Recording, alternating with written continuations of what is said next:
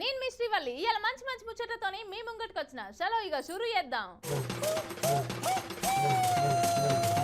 ఇక ఐతారం వస్తే ఆఫీసులకు సెలవు కమ్మంగా కాయగూర వండుకొని తిని పార్కుకో సినిమాకో చుట్టాలింటికో పోయి గడిపేది. ఇక గిట్లుండేది గప్పట్ల ఐతారం. కానీ ఇప్పుడు ఐతారం వచ్చిందంటే చాలు హైడ్రా ఎప్పుడు మా ఇల్లు కూలగొడుతుందో అని గుండెల గుబులు పెట్టుకొని బతుకుతుర్రులా పట్నం జనం.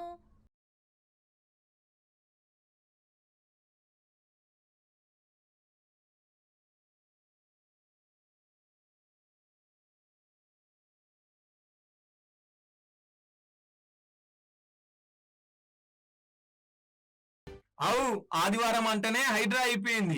ఎంక్వైరీ చేసుడు ఉరుకొచ్చి రప్ప రప్ప కూలగొట్టుడు వెళ్ళిపోవుడు. నిన్న ఐతారం పొద్దుగాల 6 గంటలకు చాలు చేస్తే అర్ధరాత్రి 1 దాకా నడిచింది. బాహుబలి బుల్డోజర్ వచ్చి తన పని చూపెడుతుంది.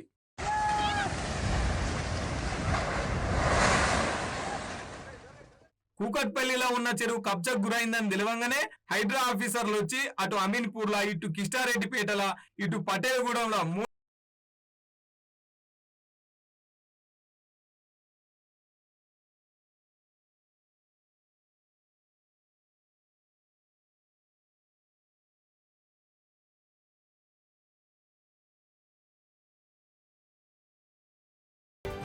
కూకట్పల్లి చెరువు 27 ఎకరాలుంటే కొందరు కబ్జాదారులు 14 ఎకరాలు మింగిర్రు. పెద్ద పెద్ద బిల్డింగ్లు, విల్లాలు, చెటర్లు, దావకాన్లు, బళ్ళు గుళ్ళు అన్ని కట్టిర్రు. ఇదేముంది 14 గంటలు పని చెప్పిర్రు మన బాహుబలి బుల్డోజర్ కి.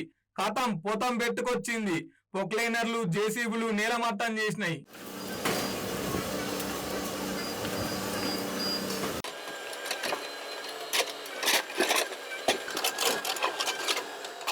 ఎంగిటి చూడురి సామాన్ తీసుకపోని కూడా టైం ఇస్తలేరని కొందరి మాట.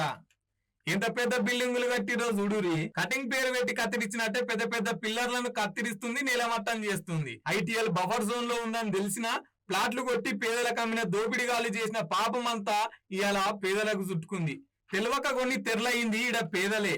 ఇప్పుడు హైడ్రా వచ్చి కూలగొట్టేసరికి నెత్తి నూరు మొత్తుకుంటున్నారు, గుండెలు గుద్దుకొని ఏడుస్తున్నారు. ఎక్కడ అన్యాయం సార్ ఇది? ఎవరి గురించి సార్? నాకు రెంట్ తీసుకున్నా సార్. నాకు టైం ఇస్తే సరిపోతుంది కదా సార్. టైం ఎందుకు ఇస్తలేరు సార్? నాకు ఏం తెలియదు.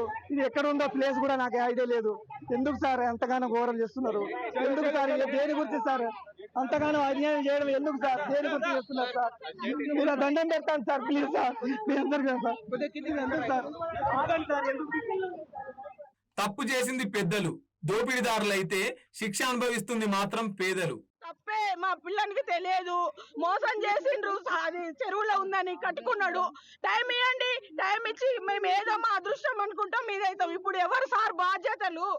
ఇప్పుడు ఈ కిరాయికి ఇచ్చినోడా బాధ్యత, లేకపోతే నా కొడుకు మోసం చేసి కట్టుకున్నాడు బాధ్యత ఎవరు సార్? 6 ఏళ్ళ అగ్రిమెంట్ ఇచ్చిండ్రు.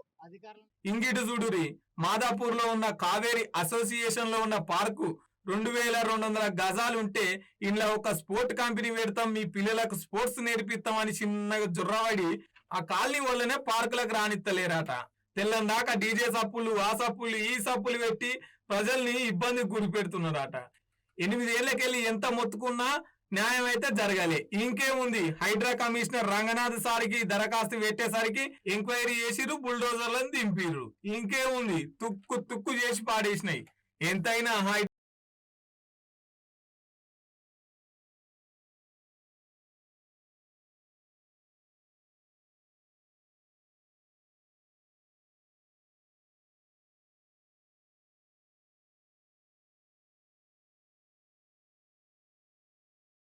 ప్రభుత్వానికి కూల్చివేతలు తెలుసు తప్ప పూడ్చివేతలు రావు. కూల్చివేతలు తప్ప పూడ్చివేతలు వచ్చినట్టు లేదు ఈ ప్రభుత్వానికి. హైడ్రా పేరు మీద పెద్ద డ్రామా నడుపుతున్నారు. ఇక్కడ కూల్చివేతల పేరు మీద పేదవాళ్ళ ఉసురు పోసుకుంటున్నారు. అరే లక్షల మంది రైతులు అక్కడ నీళ్ళు ఎప్పుడు వస్తాయని కళ్ళల్లో వత్తులేసుకొని సాగర్ నీళ్ల కోసం ఎదురు చూస్తుంటే గా రైతులకు నీళ్లు ఇవ్వడం చేత కాదా? మీ ప్రాధాన్యత ఏంది అని అడుగుతున్నా. పేదల ఇల్లు కూలగొట్టడం మీ ప్రాధాన్యతనా? లక్షల ఎకరాల్లో పంట ఎండిపోతుంటే ఆ మరమ్మత్తు చేసి రైతులకు సాగు నీరు అందించడం మీ ప్రాధాన్యత నేను అడుగుతా ఉన్నా. దేశానికి ప్రధానమంత్రి, ఇక రాష్ట్రానికి ముఖ్యమంత్రి, నియోజకవర్గానికి ఎమ్మెల్యే, గ్రామానికి సర్పంచ్. గా ఊళ్ళుండే ప్రజలకు తిప్పలొస్తే సర్పంచ్ దగ్గరికి పోతారు. కానీ సర్పంచ్లకే తిప్పలొస్తే ఎటు పోవాలే? అందుకనే ఈ సర్పంచ్ల అన్నలంతా కలిసి గీడికొచ్చిర్రులా. గ్రామాల్లో అభివృద్ధి పనులు చేసిన సర్పంచ్ల పెండింగ్ బిల్లులను గ్రామాల్లో అభివృద్ధి పనులు చేసిన సర్పంచ్ల పెండింగ్ బిల్లులను గ్రామాల్లో అభివృద్ధి పనులు చేసిన సర్పంచ్ల పెండింగ్ బిల్లులను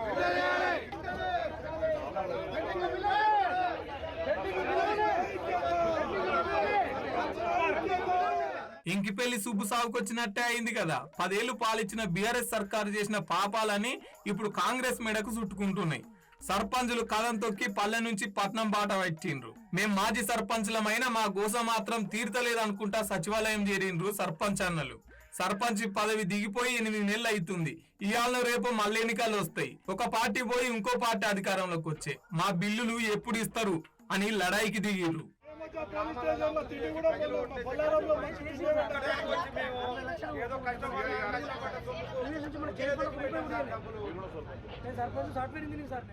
రెండు 2019 నుంచి 2024 దాకా సొంత పైసలు పెట్టి మిత్తిలకు తెచ్చి పల్లెలను పట్టుకొమ్మలుగా తీర్చిదిద్దినాం. వైకుంఠ ధామాలు, పల్లె ప్రకృతి వనాలు, రైతు వేదికలు, డంపింగ్ యార్డులు, సీసీ రోడ్లు, మోరీలు ఇట్లా ఎన్నో చేసినాం. అంతా మా పైకం పెట్టి ఇప్పటిదాకా రూపాయి ఇయ్యలే. పేరు మాది ఊరు మీద అన్నట్టు చేసిర్రు. సర్పంచ్ల పదవి కాలం అయిపోయి దాదాపు 8 నెలలు గడుస్తుంది. అదే విధంగా కాంగ్రెస్ ప్రభుత్వం రేవంత్ రెడ్డి గౌరవ ముఖ్యమంత్రి గారు 9 నెలలు అవుతున్నది అధికారంలోకి వచ్చి. కనీసం మా సర్పంచ్ల పెండింగ్ బిల్ల మీద మేము ముఖ్యమంత్రికి 2 సార్లు వినతి పత్రాలు ఇచ్చినాం. కష్టపడి చెమటోడ్చి ఖర్చు పెట్టింది మేము, గ్రామాలను అభివృద్ధి చేసినామని బీఆర్ఎస్ సర్కార్ డబ్బా కొట్టింది అనుకొచ్చారు. తెలంగాణలో 12,769 గ్రామ పంచాయతీలు ఉంటే ఏ ఒక్క గ్రామ పంచాయతీ కూడా రూపాయి బిల్లు కట్టియలే. 1,500 కోట్లు బాకీ పడ్డది ప్రభుత్వం మాకని గరానికొచ్చిర్రు. పంచాయతీ తేలినాకనే పంచాయతీ ఎన్నికలు పెట్టాలని రాష్ట్ర ఎన్నికల కమిషన్ పార్థసారథి సార్కి వినతి పత్రం ఇచ్చిర్రు.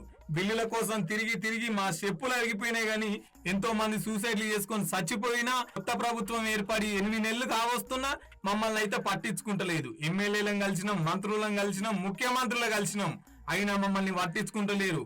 చివరికి ఈ డైలాగులు కొట్టిండికి అన్న. మేము ముఖ్యమంత్రికి 2 సార్లు వినతి పత్రాలు ఇచ్చినాం. అదే విధంగా డిప్యూటీ సీఎం కు 2 సార్లు ఇచ్చినాం. పంచాయతీరాజ్ మినిస్టర్ కి 5 సార్లు ఇచ్చినాం.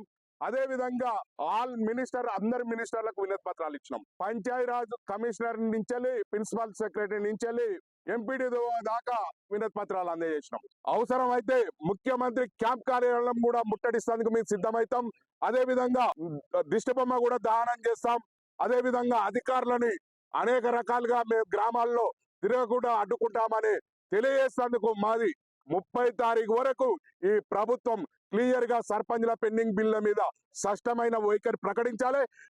ఎద్దేడ్చిన వ్యవసాయం బాగుపడది, రైతు ఏడ్చిన రాజ్యం బాగుపడది. ఇది పాత సామెత. అయినా ఇప్పటికి అర్థమైతలేదు మన సర్కారోళ్లకు. అవుల్లా రైతులు రోడ్డు మీదకి రాని రోజు లేదు. దేశానికి అన్నం పెట్టే రైతులే గిట్ల రోడ్డు మీదకి ఎక్కి ధర్నాలు చేస్తే ఇక పంటలు ఎవరు వండియాలి, దేశానికి అన్నం ఎట్లా రావాలి? రైతులంతా తిప్పలొచ్చిందని రోడ్డుకెక్కిర్రు.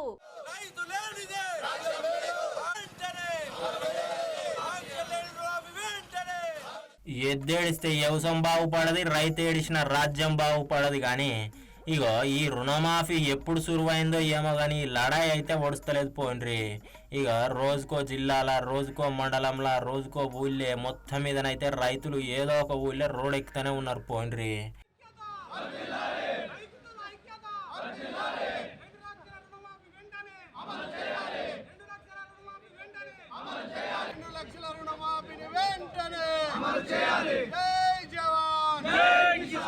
అరే ఆదిలాబాదు ముకరాకు గ్రామానికి చెందిన రైతులు పాస్బుక్ చూపించుకుంటా చేన్లకు దిగి ఇగో ఏం చేస్తారో చూడు రోపారి. అరే ఏం పచ్చగుంది, పత్తి చేను ఉన్నట్టుంది.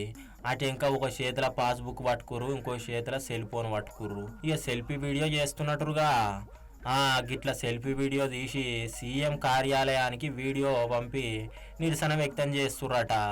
అవు ఇక సంపూర్ణ రుణమాఫీ చెయ్యాలి, లేకుంటే సెక్రటేరియట్ని ముట్టడిస్తామని హెచ్చరిస్తుండ్రు చూడండి. ఏని వేళలు మాత్రం రాష్ట్రమంతటా ఉన్న రైతులు అందరూ కలిసి మీ సెక్రటేరియట్ ను కూడా ముట్టడి చేస్తామని కూడా ఈ సందర్భంగా తెలియజేస్తున్నాము. ఎందుకంటే ఇలా షావుకారు దగ్గర బాకీ అప్పులు చేసి ఆత్మహత్య చేసే రోజుల దగ్గరికి పడుతుంది. కాబట్టి మీరు దయచేసి ఏదైతే రైతులకు మీరు హామీ ఇచ్చారో ఆ హామీను ఖచ్చితంగా మీరు 2 లక్షల రూపాయలు మాఫ్ చేస్తామన్నారు. రైతులు ఆయన శాపనార్థం గిట్లా పెట్టిరు అనుకో, రాష్ట్రం అంతా కొట్టుకోపోతుంది చూడురి సుమా. మరి రైతులను నడిపిస్తే ఏం కావాలో గదే అవుతుంది. మరి గిన్ని రోజుల సందా రుణమాఫీ 2 లక్షల రుణమాఫీ చేస్తామని ఇగో ఆఖరికి రైతులే పత్తి చేనులకు వచ్చి వీడియో చేయబట్టిరి. మాకు 2 లక్షల రుణాలు మాఫీ చేస్తామని ఇంతవరకు మాఫీ చేయలేదు. మేము కాస్తకర్లు అంతా ఇబ్బందిలో ఉన్నాము. షావుకారుల దగ్గర పోతే షావుకారులు ఇస్తలేరు ఏమో బాకీలు.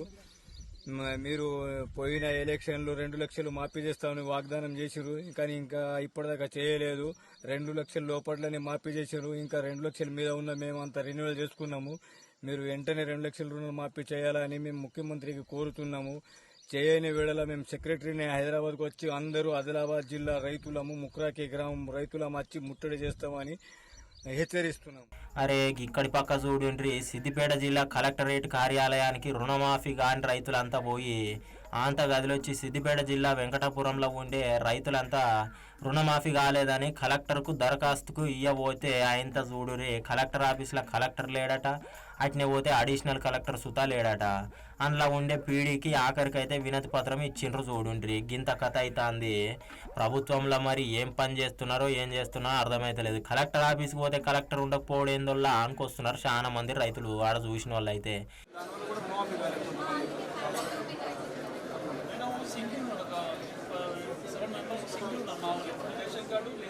పచ్చని చెట్లు ప్రగతికి మెట్లు, అట్నే చెట్లు ప్రగతికి జీవనాధారం. అడవి పశు సంపదకు మానవాళికి జీవనాధారం. అడవి ఆక్సిజన్ బుడ్డ సొంటిది. అడవిని పచ్చని చెట్లను తీసేసుకుంటా అది అభివృద్ధి అని అంటే ఎట్లా సార్లు?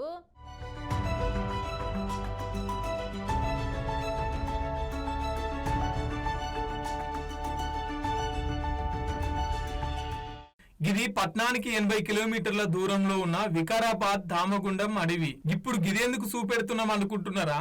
తూర్పు నావికా దళం అధికారులు మొన్న మన సీఎం సార్ని కలిసి వికారాబాద్ దామగుండం అడవిలా 1.174 హెక్టార్ల అడవిని నావీ కేంద్రం రాడార్ స్టేషన్ కి నావీ అధికారులకు మన ప్రభుత్వం అప్పజెప్పిందన్నట్టు. 3 ఏళ్లలోనే అడవినంత సాగు చేసి నౌకాదళం కేంద్రాన్ని ఏర్పాటు చేస్తారు. పచ్చని అడవి పోయి పోగొట్టాలు వస్తాయి. తమిళనాడు తిరునేవిల్లో ఫస్ట్ ఈ కంపెనీ ఉన్నది. అయితే ఇలా కన్ను ఇప్పుడు మన తెలంగాణలో ఉన్న వికారాబాద్ దామగుండ అడవి మినబడ్డది. 1000 ఏళ్ల కంచి ఉంటున్న ఈ అడవిని ఇప్పుడు మొత్తం సాగు చేస్తారు అన్నట్టు. ఇంట్లో 20 గ్రామాలు 60,000 పశువులు దాకా ఉంటాయి. ఓ పెద్ద ఫేమస్ టెంపుల్ కూడా ఉందట్టుల్లో. దామగుండం యమగుండం అయిపోతుంది. ఒకప్పుడు దామగుండం పోతే యమగండం తప్పించుకోవచ్చు అనేటోళ్ళు వెనకట. ఎందుకంటే ఈడ అడుక్కడుకు ఔషధ మొక్కలుంటాయి. పట్నానికి ఇదే ఆక్సిజన్ బుడ్డి. మొత్తం 2,900 ఎకరాలు. మూసి నది ఇంచెల్లే చాలా అవుతుంది. రాడార్ స్టేషన్ కట్టాలంటే 12 లక్షల చెట్లను నరకాల్సిందే.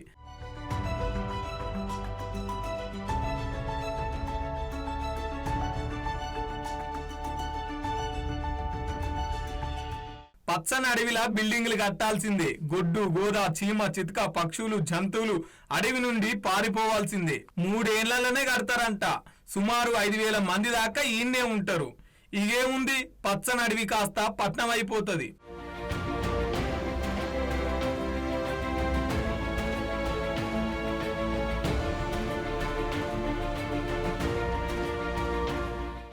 లేదు పచ్చని చెట్లను అడవిని పర్యావరణాన్ని పాడి చేస్తే చూస్తూ ఊరుకోమని ప్రజా సంఘాలు ప్రతిపక్షాలు అందరూ కలిసి ఓ సంఘం పెట్టి నిన్న ధర్నా చౌక్ కాడ ఇందిరా పార్క్ కాడ మీటింగ్ ఏర్పాటు చేసిరు.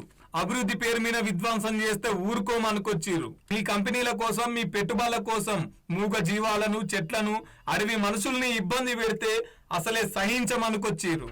ప్రగతి పేరు మీద పర్యావరణాన్ని నాశనం చేసే ఈ కంపెనీ మాకొద్దు అనుకొచ్చిర్రు. ఏదేమైనా అభివృద్ధి పేరుతో గిట్ల మూగ జీవాలను మనుషులను ఇబ్బంది పెడితేట్లులా?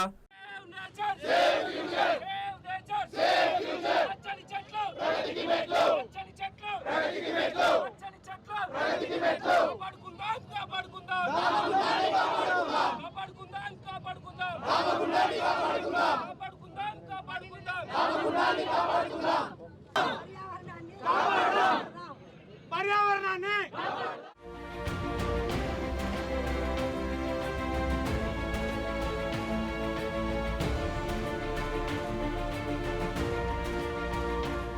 జనాలకు విద్య, వైద్యం, ఉపాధి ఈ 3 సర్కారు చేయాల్సిన మొదటి పనులు. కానీ ఈ చిత్తడి కాలంలో జనాన్ని పట్టించుకోకుండా ప్రజల పానాలను గాలికి వదిలేస్తున్నారులా అధికార పార్టీలు. అట్లే ప్రతిపక్ష పార్టీలు కూడా ప్రజల పానాలతో రాజకీయం చేస్తున్నారులా. అయితే మేమేం చేయాలి అని అనుకుంటురులే. ఏదేమైనా నడుమ బలయ్యేది పేదోడేనబ్బా. ఇంతకు ముచ్చటేంది అని అనుకుంటురులే. చూడుర్రి.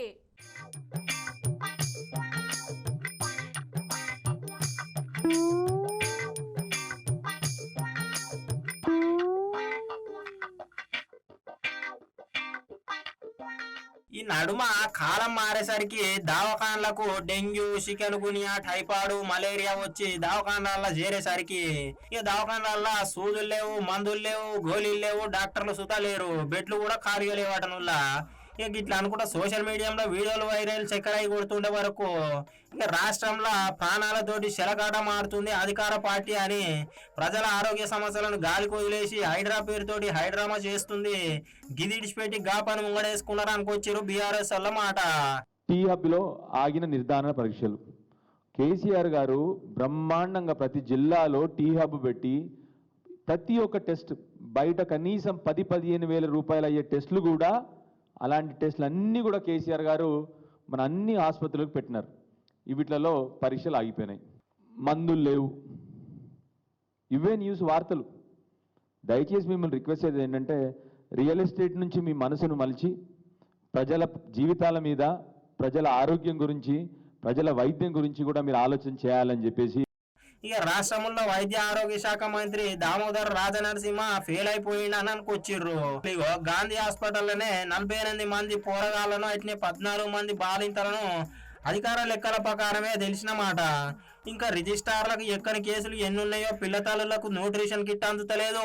ఇక అటు ఇంకా కేసీఆర్ కిట్టు సుధా అందుతలేదు. ప్రాణాలు పోతున్నా పట్టించుకోవట్లేదు సర్కార్ అని మన రామన్న అనుకొచ్చిండు. ఇక అటెంక ముగ్గురుతోటి కలిపి బృందం ఏర్పాటు చేసిండు. మాజీ డిప్యూటీ సీఎం తాటికొండ రాజన్న, అట్నే పోతే ఎమ్మెల్యే డాక్టర్ కె సంజయ్, ఇక మాజీ ఎమ్మెల్యే మెత్కు ఆనంద్, ఇలా ముగ్గురిని కలిపి ఇక రాష్ట్రంలో దవాఖానా పరిస్థితి, వైద్య అందక ప్రజలు ఏ విధంగా తక్లీఫ్ పడుతున్నారో అరుస్కరమ్మని దోలిండు. 10 నెలలు అయ్యింది. ముఖ్యమంత్రి గారు ఇప్పటి వరకు ఒక్క ప్రభుత్వ ఆసుపత్రి కూడా విజిట్ చేసిన దాఖలాలు లేవు. దయచేసి వారిని కోరేది ఒక్కటే, మీకు ప్రాణాల మీద విలువ లేదు. ఎందరు మంది పిల్లలండి. ఇది ఈ చిన్న న్యూస్ చూడండి. కేవలం లాస్ట్ మంత్లో నీలోఫర్ హాస్పిటల్ ఇది 9 మంది చిన్నారులు చనిపోయినారు. ఇట్లాంటి న్యూస్ రోజు ఇది ఉండి కేవలం నీలోఫర్ హాస్పిటల్లో నేను చెప్పేది ఇది. ఇలాంటివి గాంధీలో అన్ని ఆసుపత్రులు జరుగుతూ ఉన్నాయి.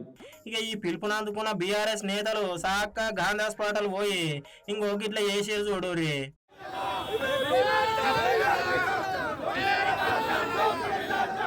ఇట్లా చేసే వరకు ఎంబటినే పోలీస్ అన్నలు జీప్ ఎక్కించుకొని తీసుకుపోయిర్రు. ఇక్కడ పోలీసు వాళ్ళు మమ్మల్ని వ్యాన్ లో తీసుకొని పోతా ఉన్నారు. గాంధీ హాస్పిటల్ దగ్గర అనవసరంగా మమ్మల్ని అరెస్ట్ చేసి వ్యాన్ లో గుక్కేసి తీసుకుపోతా ఉన్నారు. ఏ పోలీస్ స్టేషన్ అనేది కూడా కరెక్ట్ గా చెప్పట్లేదు.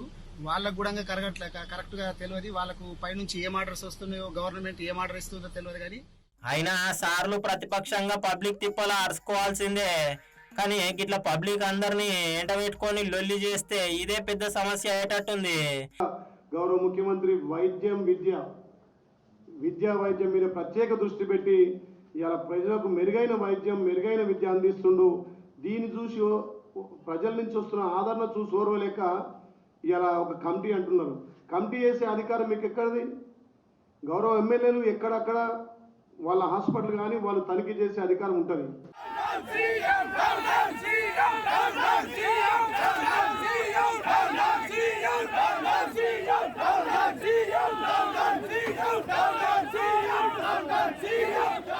పబ్లిక్ ఎవరన్నా పబ్లిక్ సమస్యల గురించి తెలుసుకోవాలని వచ్చిన వాళ్ళు ఇట్లా కార్యకర్తలను ఎండబెట్టుకొస్తే ఎట్లా అంటారు చూడుర్రి. కానీ చిత్రం కాకపోతే ప్రజలకు మేలైన ఆరోగ్యం అందిద్దామని ప్రభుత్వానికి లేదు, ప్రజా సమస్యల గురించి కొట్లాడాలని ప్రతిపక్షాలకు లేదు. ఇక ఏదేమైనా మధ్యలో బలైతున్నదైతే ప్రజలేని వల్ల.